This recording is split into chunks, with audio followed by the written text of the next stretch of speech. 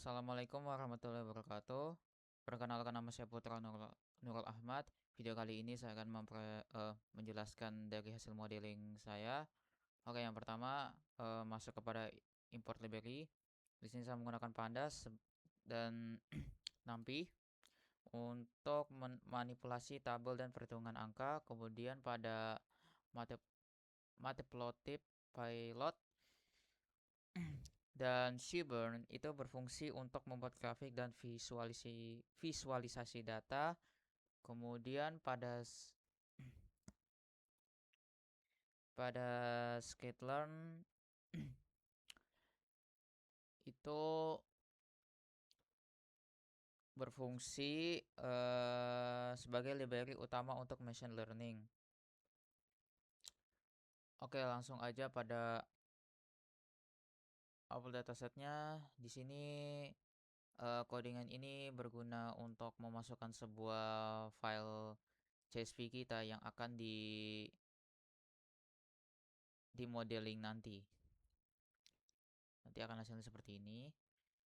Oke, masuk pada deskripsi dataset. Ini adalah sebagai uh, apa? Oke, masuk ke codingannya dulu. Dev info ini berfungsi untuk mengecek apakah ada data yang kosong,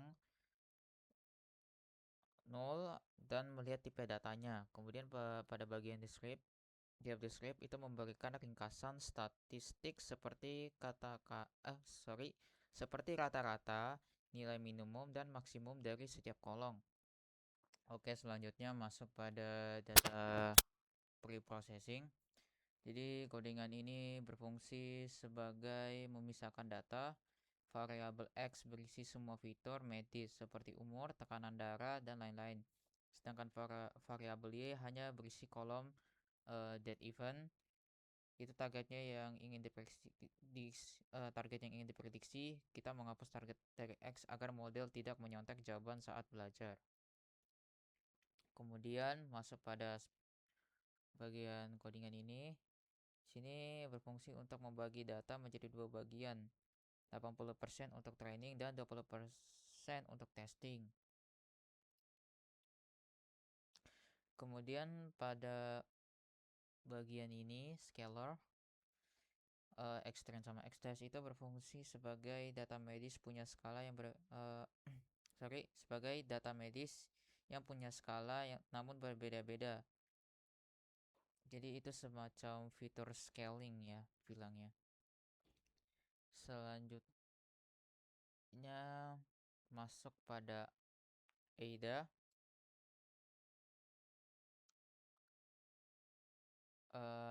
Codingan ini sebagai distribusi label atau berfungsi sebagai visualisasi distribusi target. Jadi tujuan codingan ini berfungsi melihat apakah data kita itu seimbang atau tidak. Kemudian masuk ke bagian ini. Jadi codingan ini mencari hubungan antar variabel. Kemudian pada bagian yang ini, battle figure di sini tuh berfungsi sebagai mengurutkan dan atau visualisasi. Oke, selanjutnya pada bagian ini. Jadi penjelasan di sini itu codingan ini berfungsi sebagai memisahkan fitur X dan target Y. Jadi di sini kayak seperti membagi data menjadi dua bagian. X fitur semua kolom medis itu untuk menghitung seperti umur, tekanan darah, dan lain-lain. Untuk Y pada target itu hanya kolom date event. Ini adalah sebuah label yang ingin kita prediksi apakah sebuah pasien itu meninggal atau tidak. Kemudian pada bagian Xtrain ini itu berfungsi sebagai membagi data menjadi 80% untuk latihan train dan 20% untuk ujian tesnya. Kemudian masuk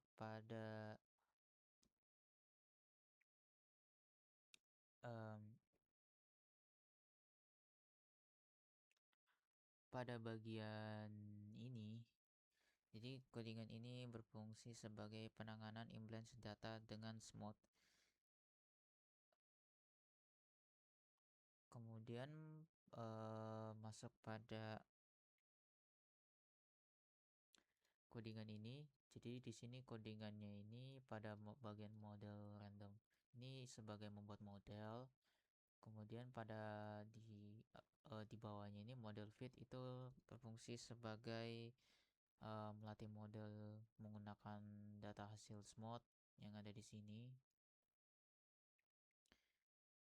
Kemudian masuk ke modeling. Jadi codingan ini berfungsi bagian model, yaitu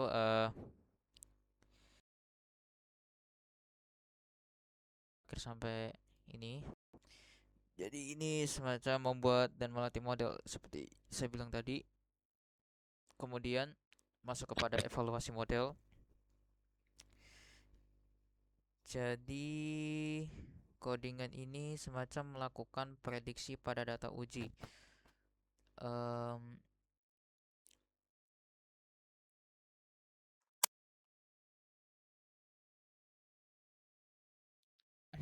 sorry. Jadi pada codingan yang ini itu berfungsi sebagai melakukan prediksi pada data uji, kemudian lalu akan di-print akurasinya dan hasilnya akan seperti ini, laporan evaluasi. Jadi akurasinya di sini mencapai 0,83 atau 83%. Model ini berhasil memprediksi dengan benar. Oke, selanjutnya masuk pada bagian ini, codingan ini. Kita mulai pada bagian pertama dulu. Code ini menentukan ukuran bingkai grafik lebarnya itu 6 inch. Kemudian bagian ini SN heatmap itu membuat heatmap peta dari conversion matrix sehingga seperti ini. Eh, Kemudian ini sebagai judul grafik, ini sebagai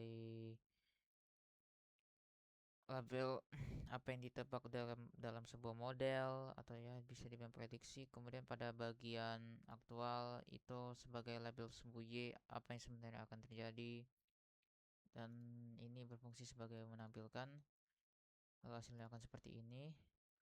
Lalu masuk ke terakhir yaitu menyimpan model. Ketika saya jalankan ini nanti dia akan menyimpan sebuah model dalam bentuk ini, hard failure. Oke, sekian dari video saya kali ini. Jika ada salah kata, mohon maaf.